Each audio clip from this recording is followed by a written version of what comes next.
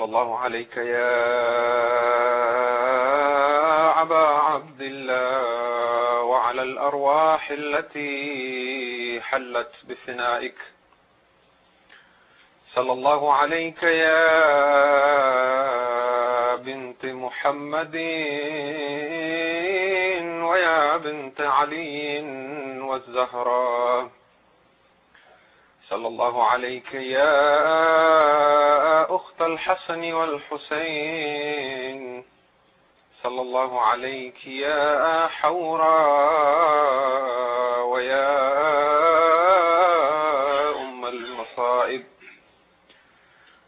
صلى الله عليك يا عالمة غير المعلمة ويا عقيلة بني هاشم. عليكم يا أهل بيت النبوة. صلى الله عليكم وعلى الأرواح التي حلت بفنائك. عليكم جميعا سلام عبدا ما بقيت وبقي الليل والنهار. أما بعد، فقد قال الله تبارك وتعالى في كتابه: بسم الله الرحمن الرحيم. يا أيها الذين آمنوا استجيبوا لله وللرسول إذا دعاكم لما يحييكم. صلوات على محمد.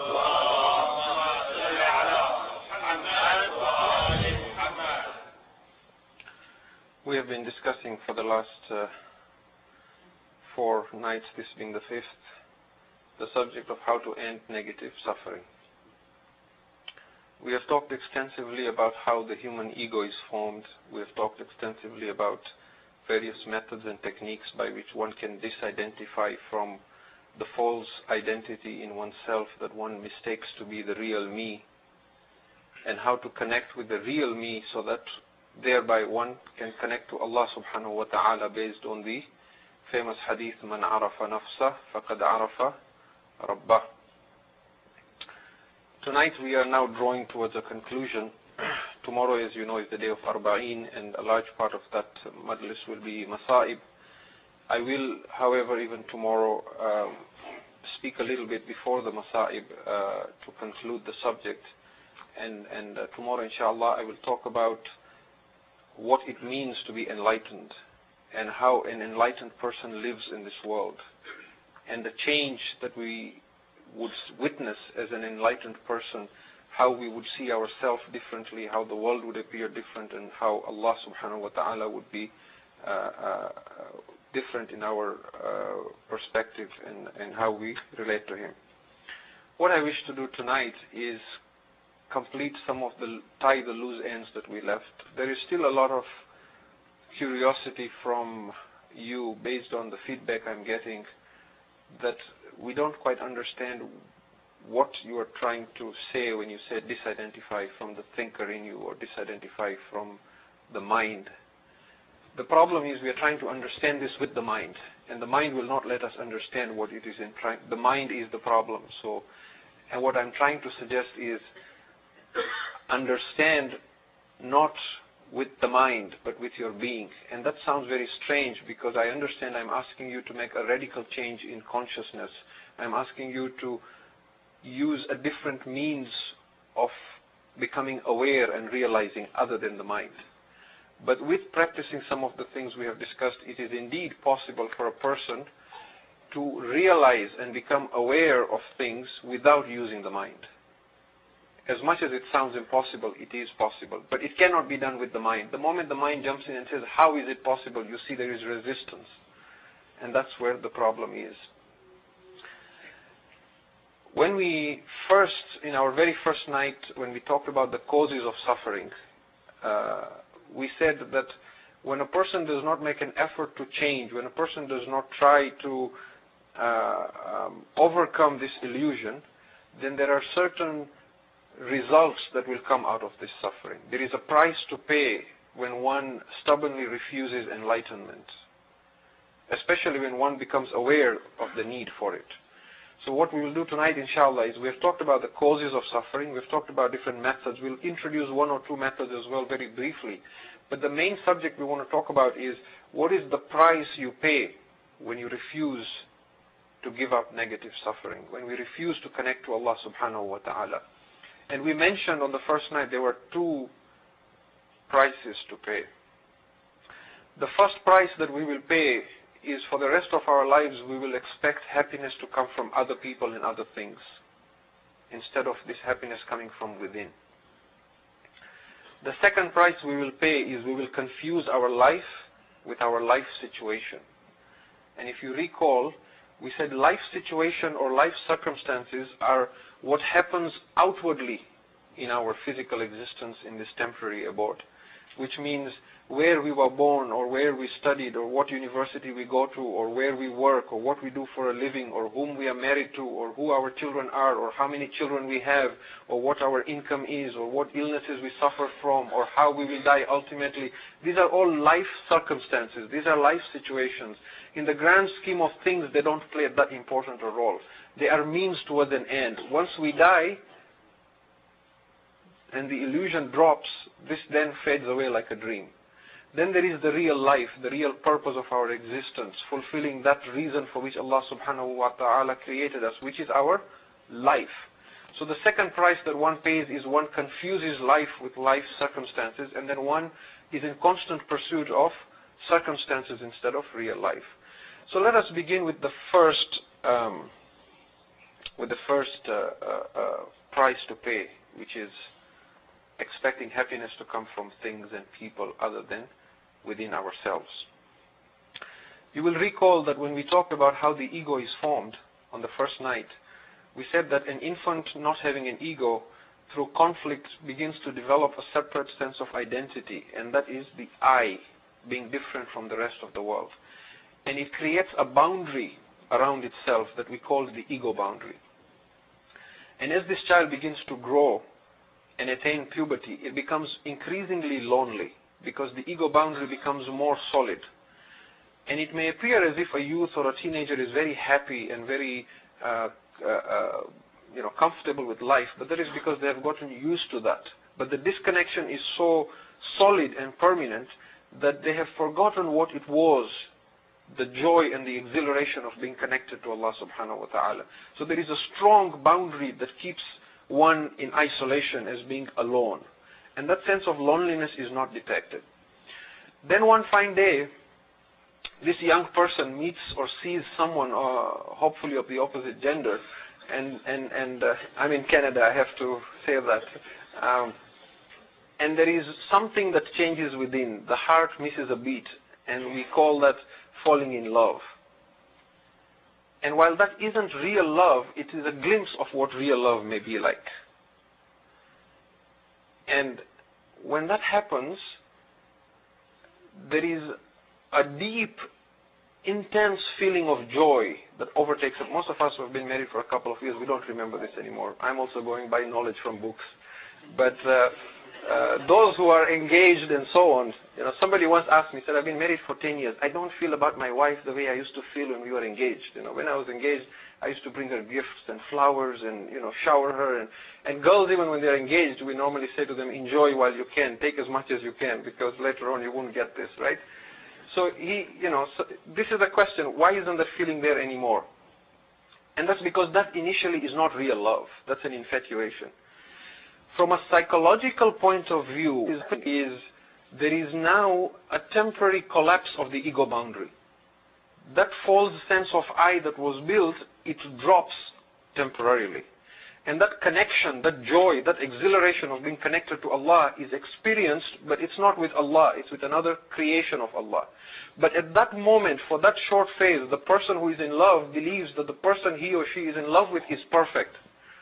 So there is that exhilaration, there is that the whole world fades away. Nothing is important. Food is not important. Sleep is not important. Family, nothing is important except that ashik and ma'shuq, the person that the person is in love with. And that goes on for a bit.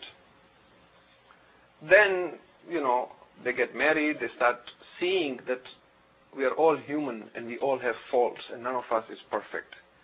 And there is conflict again, just the way there was conflict with a newborn child, where the child was hungry but the mother was not there to feed, or the child wanted to play but there was no one to play with it. So in the same way now, the husband wants to watch sports but the wife wants to go shopping and this and things like that, and there is conflict. And suddenly there is a feeling that, oh, I thought you were going to make me happy, but now, it seems like I married the wrong person, right? And so from, again, a psychological perspective, the ego boundary that had collapsed, it snaps back into position. And now a person becomes even more lonely. And then there is pursuit of other sources of happiness. So that falling in love is actually not real love, because if you then review that in retrospect, you realize that even when you are in love, there was a neediness to it. There was a clinging tendency towards it. It was like a drug where one was addicted, where it gives you a high, and then when it's removed, there is depression after that. Whereas in real love, there is no hate ever. Where there is real love, there is no rise and then a fall or a reversal. And that is why in that falling in love state, which is mistaken to be real love, even if one of the two feels threatened that one of them might pull out of that relationship, there is the ego fears that it's going to lose that, that joy that it had. So then there is blackmail, or there is jealousy, or there is anger, or there is fear of loss. And in fact, if one of them does leave from the other, either through a divorce or through demise, then there is intense despair or grief or depression that comes out of this. And the question then is, where is the love then? If this was real love, where was it? Was it real love, or was it just an addicted clinging? Another question we might ask ourselves is, sometimes we have a relationship with someone, and because of this being unenlightened and negative suffering and wanting to blame someone else for our problems, we hate someone who is related to us or who lives with us. And while they're alive, we despise them and wish they were dead. But if they die, we are afraid of losing them.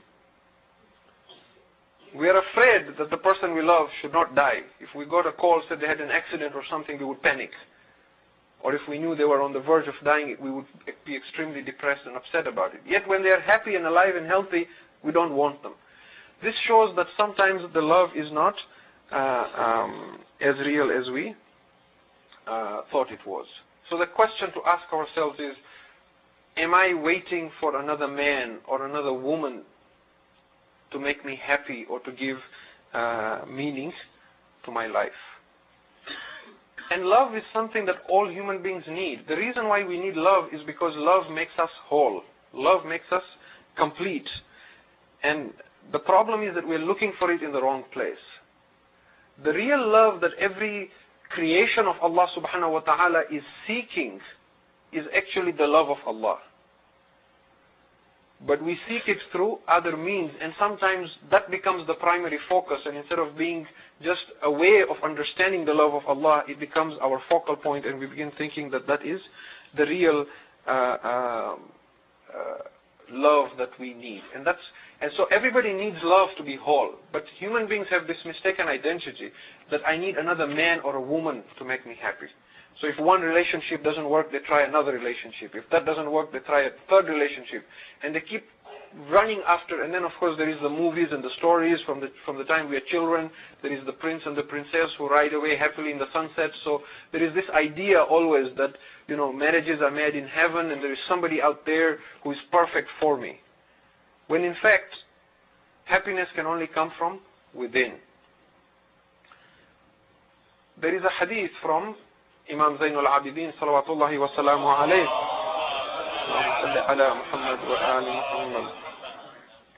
in which he says that even if the whole world were to die, if everybody in the world was to die, and I was left all alone, so long as I have a copy of the Quran with me, I will not be depressed.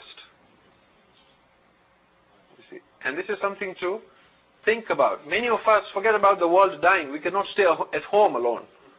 If we're left for a few hours on the weekend at home, we get extremely agitated and uncomfortable. We need to call somebody, speak to someone on the phone, switch on the television, go out. We can't stay alone, right? And the Imam is saying, if the whole world, imagine the whole planet just vanishes, and I'm all alone on the whole planet. He says, I will not be depressed. That means he is so connected to Allah subhanahu wa ta'ala, he does not rely on happiness or love as coming from somebody else. There are times, however, even though we may have a partner in life, it may be, a wife or somebody, related to us, a parent or a child, and we may not, for example, get along, or we may have conflict, or because the minds are trying to dominate each other and take power over each other, there is this constant strife and negative suffering. There are times where we may get glimpses of what it means to know what real love is. And you will notice that only happens when the thinking is suspended.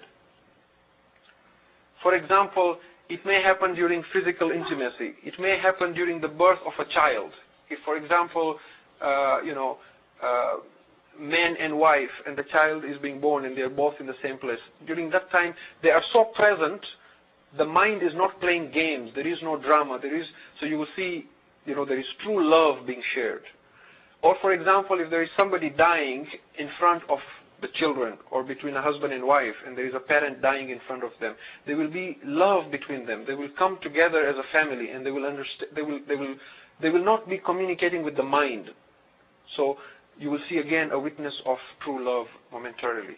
Or, for example, between husband and wife, if one of them is suffering from an illness and it is known that one of them will not live long enough, for example, then again, during that time that they are trying to come to terms with what is happening, there may be intense and real love that is shared. Because again, there is so much presence that the mind is not playing games. It is suspended for a while. The ego goes on hold. And now the communication is really from heart to heart. It's not just two minds trying to dominate each other. But the moment that particular affliction is gone, and the ego again comes into play, then again the drama starts. You will see, for example, if somebody has passed away, the whole family gets together and there is a lot of love and understanding and compassion and humility and sympathy. They will mourn together, they will attend the funeral together, they will carry out the burial rites together. And while they are mourning, while they're in the hospital, coming and going together, while they're attending the funeral, you will see there's a lot of love. And there is genuine love for each other. Once that fades away, then the issues of inheritance and this and that and all those arguments and fights, then everything snaps back. The ego snaps back into position. And then the drama starts again. And then again there is conflict. And again there is fight. And there is blame. And there is guilt. And there is anger. And there is all forms of negative suffering. So the gist of what I'm trying to say is that true love has no opposite. If we say to someone, I love you, but then there are times we hate the person, then that is not true love. It's as simple as that. Because love has no opposite. And inshallah, tomorrow as well, when we touch about the enlightened people, what it is to be enlightened, okay, in relation to that, some people say it is very difficult to live with an enlightened person. Or to put it differently, it is so easy to live with an enlightened person that most unenlightened people cannot bear to do that. Because it is so easy. And the reason for that is because the ego needs problems. It needs conflict to survive. We've talked about this extensively. That the mind needs drama. It needs some pain in order to survive. And when we have to live with an enlightened person, the enlightened person does not give us that opportunity to engage them in drama. And so when one person is arguing and expecting an argument back so that the ego gets sustained and fed, and the other person being more enlightened does not argue back, it's very upsetting, it's very frustrating because there is resistance to the mind. The mind needs a fight. The mind needs that when I argue, you argue back. When I'm defensive, you defend back. But here there is a very,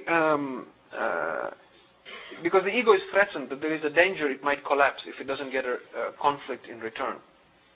However, we have said that there are three ways in which our minds plays games: attack, defense, and withdrawal.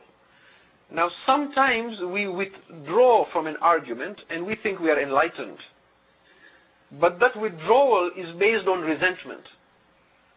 So that also is drama and negative, even though it may appear as if we are more enlightened.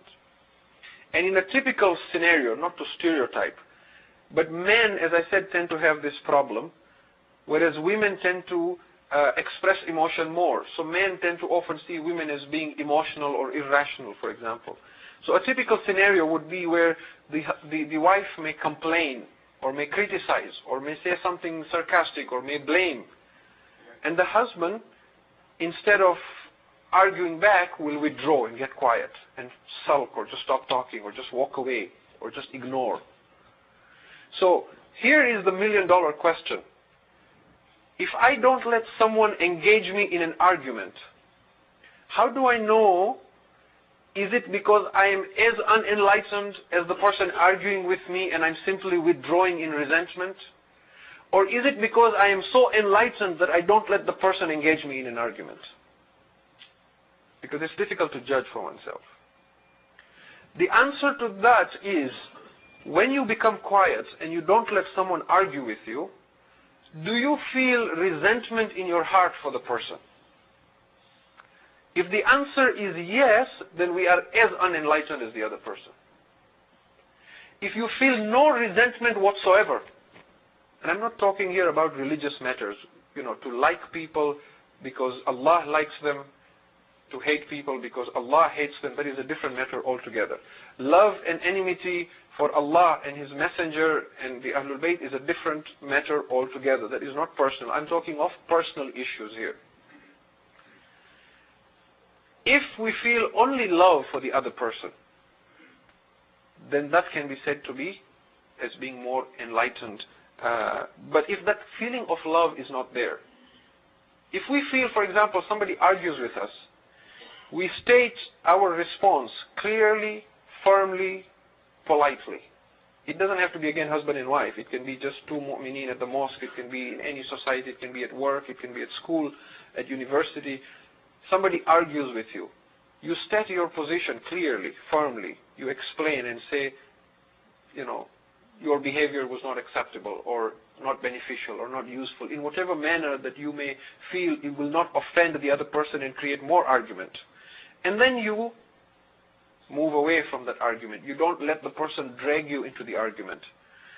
And you don't feel any ill feeling or any resentment or any hatred. All you feel is love and compassion for the other person. That one day, inshallah, they will mature and understand that what they're doing is not productive. Then that is truly you have attained a status. But if you withdraw and there is resentment in the heart, if there is anger, if there is hatred, if there is this desire of walking out or throwing someone out, then that is a sign of being as unenlightened as the other person. And it is for this reason, my dear brothers and sisters, that I have a firm belief that marriage is so important. I have attended, for example, seminars and workshops where youths come together with some elders and they talk about marriage. In fact, on one occasion in Vancouver, they had a workshop on marriage, and they asked the elders of the community to give advice to the youths on marriage. So there was a big circle, and there was chairs all around, and people who had been married for 50, 60 years who had this experience now on marriage. They're giving advice to the youths. And the advice was totally on a physical plane, which bothered me. Because the advice was as follows, and this was for the boys. The girls were, again, having their own discussion, so I don't know what was happening on the other side. But on the man's side, the discussion was, get married, otherwise you'll fall into sin. You have to protect. Now that is true, absolutely. There is a hadith numerous to say that whosoever gets married, half of his iman is protected. When a person gets married, shaitan mourns that this person can now not be misled. Because there are physical desires that are so powerful that the Quran also makes mention of them when it talks about Yusuf alayhi salam and so on, just to show how a human being who is also pious and sincere can destroy their akhirah because of not being married. So that is definitely important. But that is not the only reason to get married. Marriage teaches a person to become mature, because when you get married, you're getting married to someone who is not your blood very often. And you see, when we fight with our siblings, very often we make up very easily. You know, when we are young, we fight with our brothers, our sisters, and so on, and when we grow older, we fight. But there is a blood relationship which always pulls us towards each other. And we'll, at some point, you know, come together again. You know, in Swahili they say the teeth of a dog do not bite each other, right? They say, meno za mbwa hazitafunani, meaning a dog or a tiger or a lion, their teeth, they will not, even though they're very sharp, they can rip you apart, they will not bite each other. So you will hurt your brother, your sister to a degree, but not to a point that is irreparable. But in marriage, two people who are from a totally different background are coming together. And now there is a challenge. When you look at it from today's point of view, in today's world, it doesn't make any sense to get married, really. Right? Because there is so much expectation from each other. Unlike in the olden days, where marriage was not where you got together expecting each other to be responsible for each other's happiness. But in this day and age, because it is so glorified as being something, you know, made in heaven and perfect and so on, when people come together in marriage, there is so much expectation from each other that it's so easy for that expectation not to be met. And that's why then you have a lot of problems in different relationships. But why would Allah purposely ask us to engage in something like this, where there is so much chance of conflict or strife? It is precisely for this reason that when we go through suffering or afflictions or challenges in life, we mature, we learn, we see our own faults, we grow out of it. You can learn more from 1 year in marriage than 10 years on an island sitting all alone in meditation under a palm tree, right? And I've seen people who have gone to universities and had degrees and degrees, but if they're not married, when you talk to them, they don't have that maturity of thought. They're just not, as you will see that they haven't, you know. And when a person has been married, you will see, especially if they have struggled and used compassion and love and tolerance to make that work and not give up on that relationship, you will see there is tremendous maturity in that person. And so, you know, I don't want this whole lecture to be about marriage, but just to mention that, you know, when we talk of negative suffering, there are more opportunities to learn with the people who are closer to us. But coming back to our subject of how human beings, if they do not try and become enlightened, then they will expect happiness from others.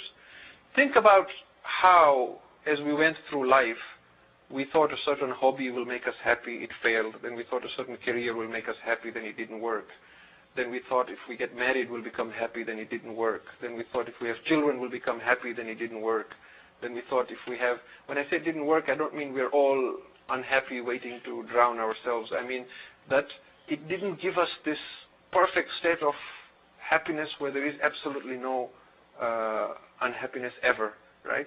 Then we thought if we buy a home, we'll become happy, then that didn't work. Then we thought if we have furniture, it will become, you know, life will become better, it didn't work. Then we thought if we buy a car, and we keep running after, you know, possessions, people, and the constant hope is that something out there will make me happy. And yet the Quran keeps saying again and again, Allah bi dhikrillahi tatma'innul qulub, Allah bi dhikrillahi. There is nothing that will make you happy except the remembrance of Allah.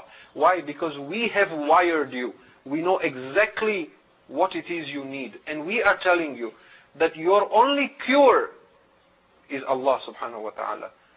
Unless you connect to Him, you can keep running after things until your last day, and on the deathbed you will realize that it was nothing that could have ever made you happy except knowing Allah subhanahu wa ta'ala. That is inner happiness and inner stillness. And the whole, you know, yesterday I told you the whole media industry would collapse if human beings became enlightened, because there wouldn't be so much noise being produced. In the same way, the whole advertising and marketing industry would collapse if human beings became enlightened. Because the whole marketing industry and the whole advertising industry is based on this idea that something out there will make you happy. You switch on the television, look at the ads, you know, there is this constant message that if you are unhappy, drive this car, and, you know, this will happen to you, and use this lotion, and this will become, use this, and The whole world of advertising and marketing is based on this, that you need something to become happier. But when human beings realize that no matter what chaos is happening on the outside, if I have inner peace within, then I don't need anything else to make me happy, then this whole industry would collapse. If you can recite aloud, Salawat ala Muhammad wa ala Muhammad.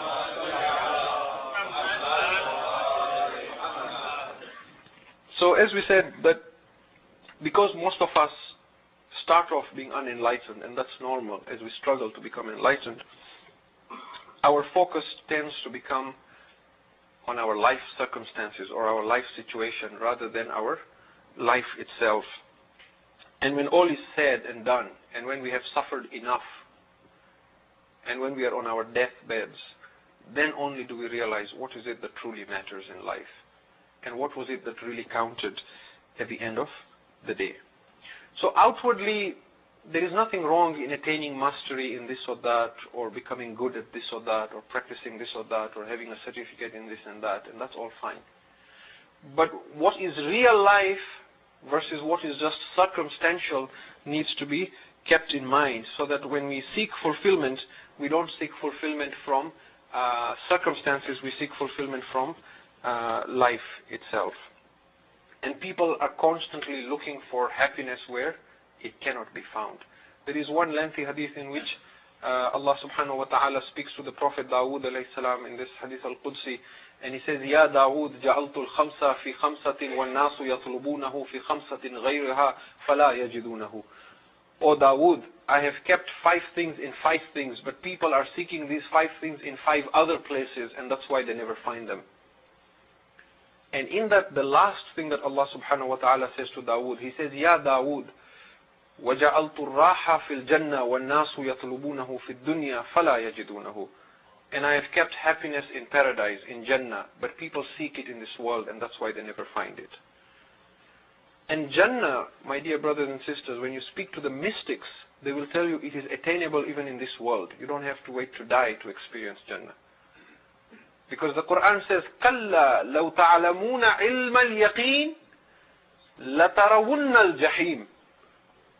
If you had firm conviction, you would have seen the fire of hell. So the same is for Jannah.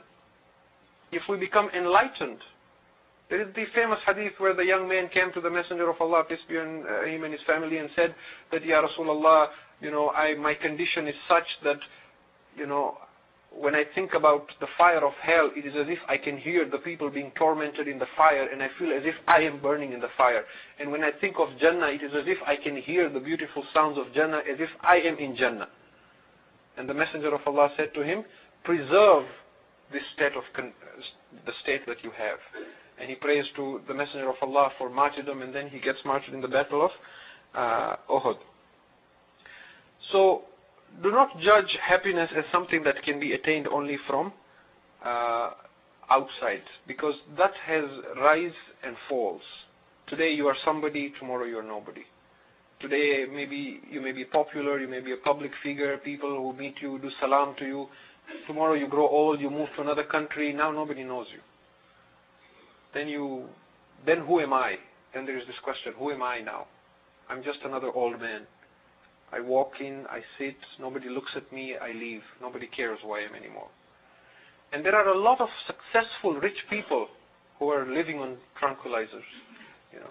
So our yardstick of happiness, and especially sometimes when Allah blesses us with affluence, there is this illusion that something out there, let's try this thrill, or let's try that thrill, or let's travel here, it'll be fun or happy, or let's do that, or if only I had. How often do you hear people saying, if only I had this much money, I would retire. If only I had this much money, I wouldn't ask for any more.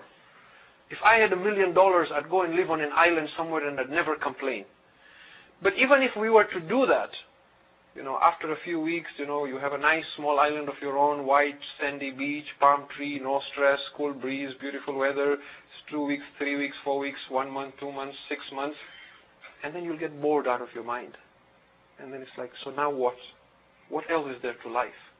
And then become even more depressed.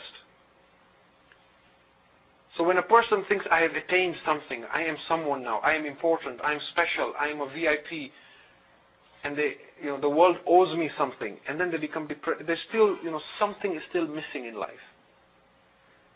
At least the poor person has this illusion that if I become rich, I'll become happy. So he's running after something, that one day I'll become a millionaire, then I'll be happy. But to be rich can be even a greater affliction, because now you have the $1 million and you're not happy. So what else is there now? Social status maybe, perhaps becoming somebody greater, and nothing seems to. And this is the secret of all the different things in Islam. Salat, Sawm, Zakat, Khums, Jihad. Salat is to teach us to be present all the time. Disassociate from the ego. Sawm is to detach from food, for example. This idea that food will make me happy. Right? Or this being enslaved, for example, by the desire of food. Zakat, Khums is to help us detach from wealth so that we don't feel that wealth is the cause of our happiness. Jihad is to detach us from our lives so that we don't think that I'm attached to my life. There should be nothing that we are not ready to surrender to Allah subhanahu wa ta'ala. When we reach a state of enlightenment, when we reach a state of perfection, there is still the desire to improve, and that will continue on the outward.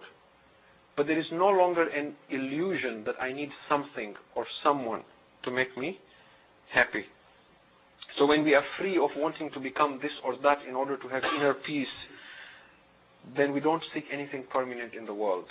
Loss or gain or birth or death is not such of great consequence to us. We don't demand that people or places or things or possessions should make us happy, and then when they don't make us happy and we suffer and they don't meet our expectations, then we despair and we become depressed. This is a brief summary of the results of one who does not become enlightened. And this will continue, my dear brothers and sisters, for as long as we refuse to give up any form of negative suffering, we will continue seeking happiness outside our lives. Now, because of the limited time, again, very quickly, I want to mention one or two techniques, again, by which one can disidentify from the ego and one can remove negative suffering and discover Allah subhanahu wa ta'ala. And I'll be very brief because each one of these methods was going to be a separate majlis in its own. One technique is afflictions. We all suffer at some point. We all go through some bala or the other. And very often when that happens, there is this question, why is this happening to me? Sometimes it is so intense, we feel as if we are going mad. We seem to lose control of our mind. We feel like something is happening to me that shouldn't be happening. And then even after we recover from that, we start looking at life and nothing really seems what it was. Okay. Now these afflictions that Allah sends our way have a deep secret, and they are meant primarily. Outwardly, we may have other reasons, that this is a test from Allah subhanahu wa ta'ala, that this is a way to test our faith, how sincere are we, our patience, and so on. But from a deeper mystical perspective, the purpose of all afflictions is to disengage the ego. If an affliction was extremely severe, for example, if somebody was suffering from suicidal depression, if they hold back and they surrender, then instead of committing suicide, they can become enlightened. At the point of severe depression or despair, you are one step away from suicide, but you're one step away from enlightenment as well. If the ego collapses totally and completely, then the person who wakes up from there is a completely new human being. Because Allah then has taken possession of that body, and that person then becomes totally in control of Allah subhanahu wa ta'ala. So to know Allah, one must experience death. Whether we choose that to be the death of the ego while we are physically alive, or whether we wait until the time we physically die and then the ego collapses.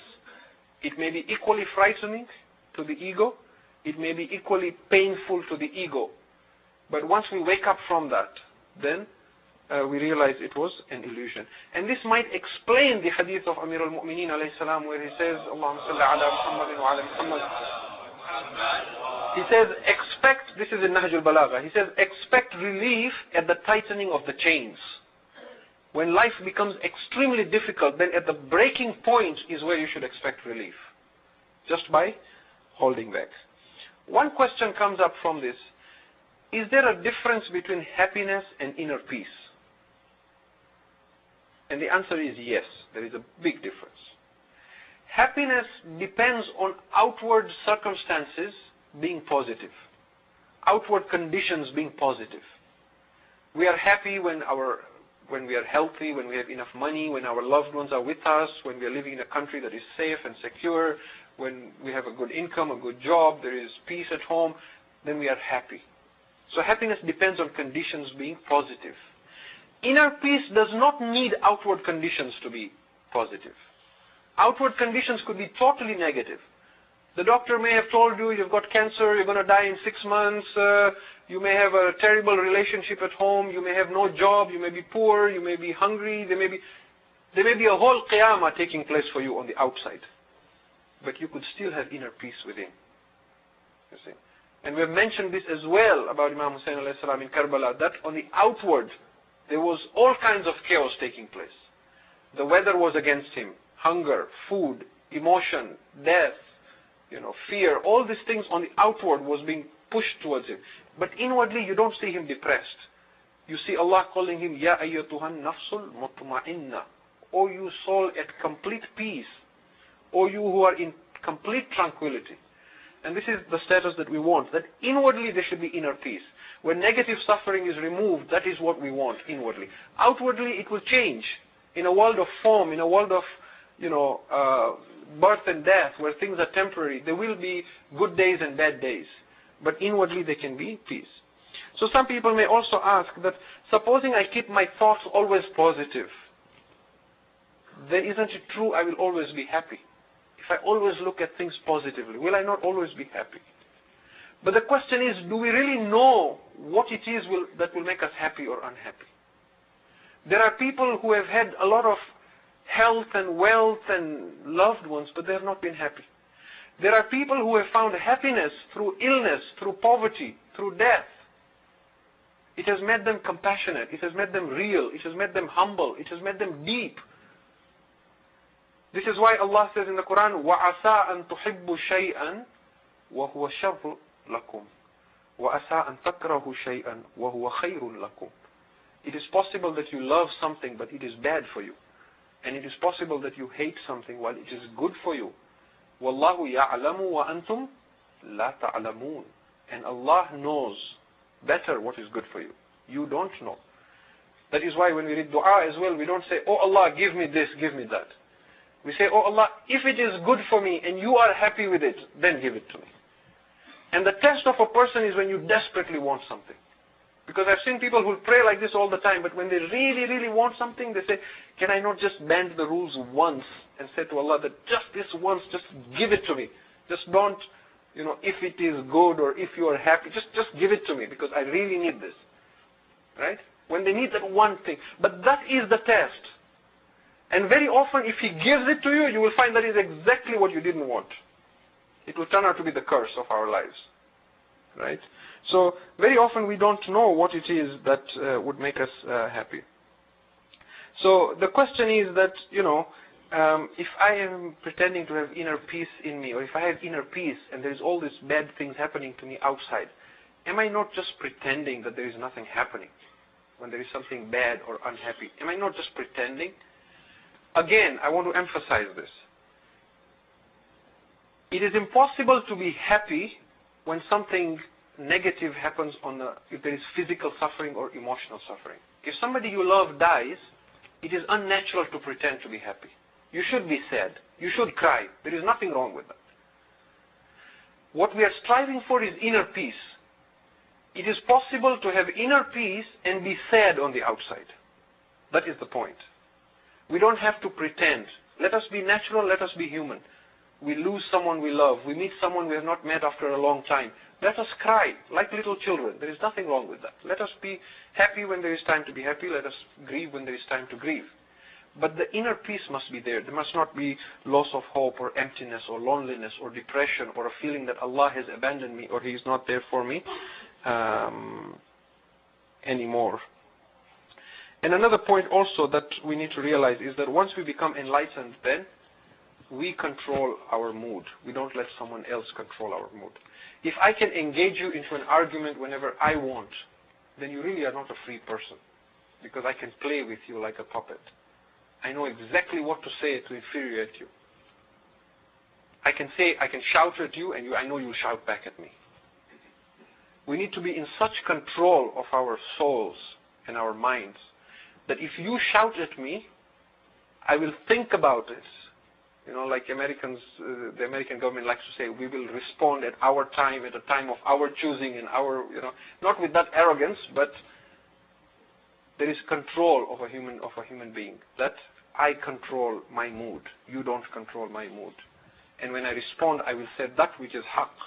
I will not swear. I will not abuse. I will not be dragged into becoming rude or sarcastic or blaming or angry or respond in fear or worry or have anxiety. I will say that which needs to be said, and then I will observe my mind as it tries to resist that.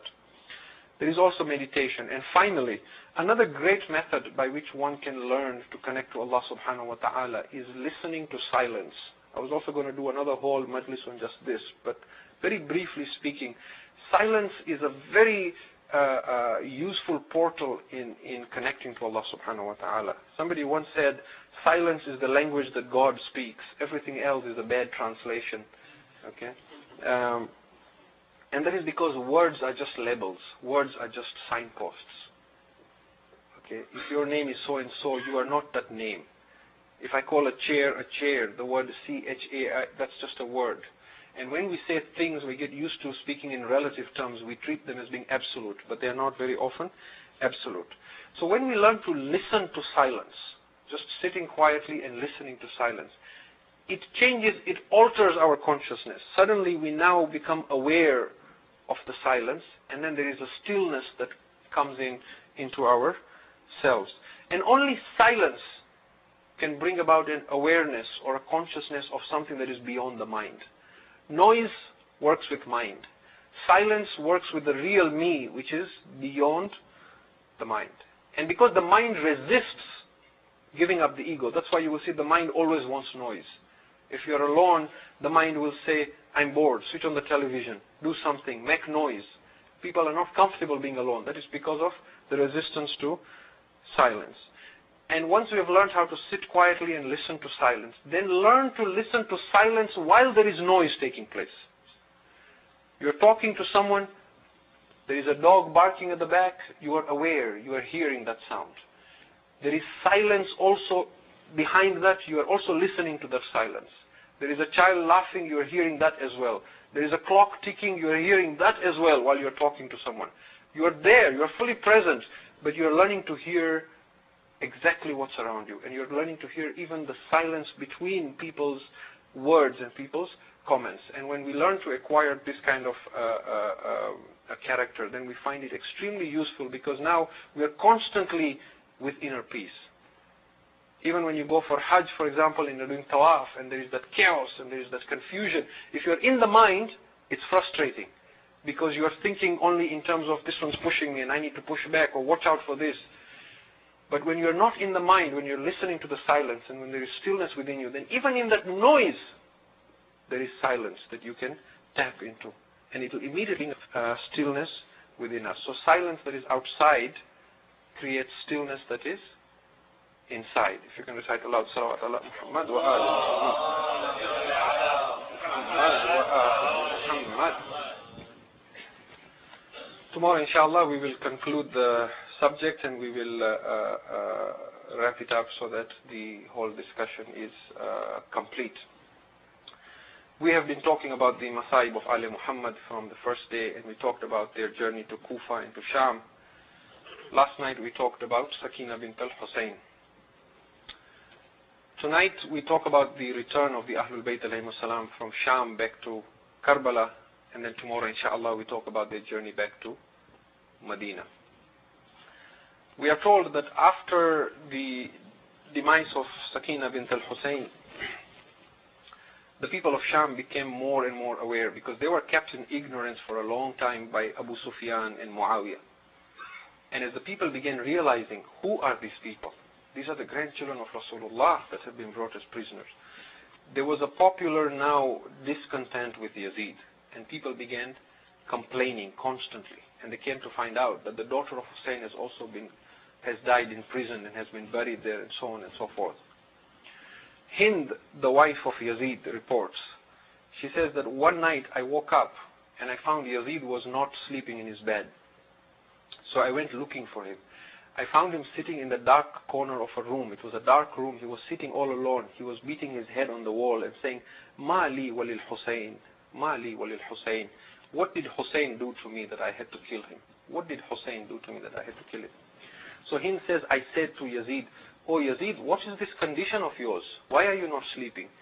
So Yazid says, how can I sleep? Every time, I cannot sleep. Every time I try to sleep, I see the Prophet of Islam coming to me and saying, Oh Yazid, why did you kill my grandson?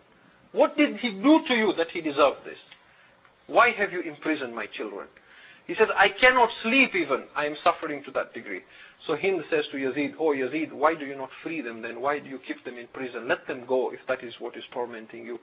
And Yazid calls the fourth Imam alayhi salam and says to him, O Ali ibn al-Hussein, we have set you free. You are now free to go. Ask for whatever you want. It will be given to you. And the Imam alayhi salam says, we want the heads of our martyrs, of our shuhada back so that we can bury it with the bodies. We want the things that your people looted from us in Karbala. We want the dress and the handkerchief of Fatima alayhi salam. We want the cradle of Asghar that you burnt and you took away from us. We want the rida and the hijab of our ladies that you took away from us. Yazid says, I will give you all this and I will give you more. And the Imam refuses and says, we don't want anything from you except this. So he goes back to Zainab alayhi salam and says to her, my dear aunt, we have been freed and we can now go back to Karbala and Medina. Zainab alayhi salam, she is the one who is creating this revolution. You see, the Prophet could not destroy Abu Sufyan directly. Ali, being a man, could not destroy Muawiyah directly. Hussein, being a man, could not go to Syria directly. And Imam Hussein knew this, so he took his ladies with him. People say Hussein went by accident and he didn't know he was going to be killed. Everything was planned to the minute. He knew that these ladies are the ones who will create this revolution. Zainab alayhi salam says to Imam Sajjad alayhi salam, I will not leave Sham until I have done matam for Hussein here. She is letting the people know what has happened. And so for 3 days, the Ahlul Bayt alayhimus salam, they take a place in Sham and they have matam for Hussein. They cry for him. The women come and console the other women. The men come and console Imam Sajjad. And the ladies, as they talk to them, they begin telling them, we were kept hungry and thirsty. This is what they did to Asghar. This is what they did to Qasim. This is what they did to Akbar. This is what they did to Hussein. And as people learn this, they become more upset and more angry with Yazid. Yazid, now realizing he is in danger of losing his power, he now calls Imam Sajjad alayhi salam after 3 days and says, you must now leave Damascus. You cannot stay here anymore. And he calls a companion of the Prophet called Nu'man bin Bashir. He says, Oh Nu'man, you are in charge of this qafila of Hussein. Take them back wherever they want to go, to Karbala or Medina. Imam again orders that we are a qafila that is in mourning. All our qafila must be covered in black. The mahmil is put up. Yazid again offers the women money. He says to Kulthum, I will give you as much money as you want for the death of your brother. And he opens up his treasures and says, take what you want from this. And Kulthum says to him, Ma aqalla haya'uki ya Yazid. How shameless you are, O Yazid. You have killed my brother and you are offering me money in exchange for his death. La yakunu hadha abada. We will never take any money from you. The qafila now begins to leave from Sham. And as they are leaving, Zainab alayhi salam says, we must go by the prison once more. Sakina must be bid farewell. And again she goes to the prison where they were kept in Sham, and she begins talking again to Sakina alayhi salam. Oh Sakina, you wanted to go home. You always asked, when will we go to Medina? We are going back to Medina now, Sakina. Rise from your grave. I promised your father I will take you with me. Why is it that you do not respond? And we are told in hadith that Zainab alayhi salam called the women of Sham and said, Oh women of Sham, we are leaving our little daughter with you in this prison. When you have a chance, do not ignore her. Go by her grave and recite Fatiha for her. And the qafila now begins leaving from Sham, going towards Medina. When they come to the fork in the road where the road parts towards Medina and Karbala, Zainab alayhi salam says, I will go to Karbala first and cry for Hussein. I was not allowed to cry for my brother. The qafila now starts going towards Karbala. In the meantime, we are told an eminent companion of Rasulullah, Jabir bin Abdullah al-Ansari, leaves Medina. He comes for the ziyarat of Hussein. Jabir bin Abdullah is the first zawar of Hussein. He sets the tradition of going for the ziyarat of Imam Hussein. He sets the tradition of the Arba'een as well. He arrives in Karbala on the 20th of Safar, and we are told Jabir bin Abdullah at that point was blind. That is why he was not able to help Imam Hussein. He was an old man holding a stick, and he had a slave with him. In some traditions, he had a companion with him called Atiyah bin Sa'ad. But in the tradition that he had a slave with him, he tells the slave, take me to Furat first. He goes to Furat, he does ghusl, then he comes walking towards the grave of Hussein, crying, Ya Hussein, Ya Hussein, Ya Hussein. And his slave takes him to the grave. When he reaches the grave, he puts himself down on the grave and he cries for Hussein. He calls out, Ya Hussein, Ya Hussein. When he gets no response, then he says, Ahabibun la yajibu habibuhu. Oh Hussein, does a friend not respond to a friend? Then he says, Oh Hussein, but how will you respond to me when your head has been cut off? Then he goes around the grave of Hussein saying, Assalamu alayka ya Aba Abdullah, wa alal arwah allati hallat bifidaik wa anakhat birahlik. Peace be on you, O Aba Abdullah, and on the souls that perished with you. And the slave then says to him, Oh Jabir, I can see a smoke of dust in the horizon coming towards us. It may be the soldiers of Ubaidullah ibn Ziyad. Perhaps we should go and hide. Jabir says to the slave, go and see, perhaps it is my Mawla Zainul Abidin. O slave, if this is Zainul Abidin, anta hurrum fillah, I will free you in the name of Allah. The slave goes quickly to see who has come here. Sure enough, he finds this is the kafila of the Ahlul Bayt alayhimus salam that have come towards Karbala. What a difference between the day Hussein came to Karbala and the day Zainab came to Karbala. When Hussein came to Karbala, he came with such force that Mirza Dabir says, Kis sher ki aamad hai ke ran kaamp raha hai, Rustam ka jigar zere kafan kaamp raha hai. Which tiger has walked into the land of Karbala? Rustam, the valiant soldier, trembles in his shroud at the coming of this tiger of Karbala. This was the way Hussein came into Karbala. But when Zainab came into Karbala, there was a different mood altogether. The land of Karbala was mourning for it. One poet puts this beautifully saying, Karbala ta'zim kar aayi bahan shabbir ki, जाके कदमों से लिपट तू ज़ैनबे दिलगीर की, कैद से छुट कर है आता काफिला ज़वार का, पूछ ले उनसे सितम जिंदान की जागीर का. O Karbala, go out and welcome Zainab. Fall on the feet of Zainab, for the sister of Hussein has come. They have freed themselves from the prison of Sham. Ask them what they have been through in Kufa and Sham. Aati hai apni kamar ko tham ke sheh ki bahan. Kya hua tum pooch le, khasta kamar Zainab na thi. O Karbala, Zainab is coming, but now her back is bent. She is holding her back and coming to Karbala. Ask her, O Karbala, what happened to you, Zainab? Your back was not bent when you left Karbala. And then again the Sha'ir says to Karbala, he says, O Karbala, tum sakina ko na dhoondho turbate Abbas par, reh gayi hai Sham mein wo ladli shabbir ki.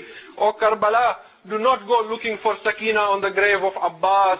Sakina has been left in Sham. She has not come with this kafila. Zainab comes to the grave. Imam Sajjad meets Jabir. We are told when the fourth Imam sees Jabir, Jabir comes out and tells him, Assalamu alayka ya ibna Rasulillah. Peace be on you, O grandson of the Prophet. Imam Sajjad begins to cry. He takes Jabir with him and says, Ya Jabir, ha huna wallah qutilat rijaluna. Oh Jabir, this is the place where our men were killed. Ya Jabir, wallah ha huna zubihat atfaluna. Oh Jabir, I swear by Allah, this is where our children were slaughtered. Ya Jabir, ha huna subiyat nisauna. Oh Jabir, this is where our women were imprisoned. Ya Jabir, ha huna uhriqat khayamuna. Oh Jabir, this is where our tents were burnt. Jabir begins to cry. Zainab throws herself on the grave of her brother. We are told Zainab first cries out, Wa akhahu, wa Husayna, wa Habiba Rasulullah.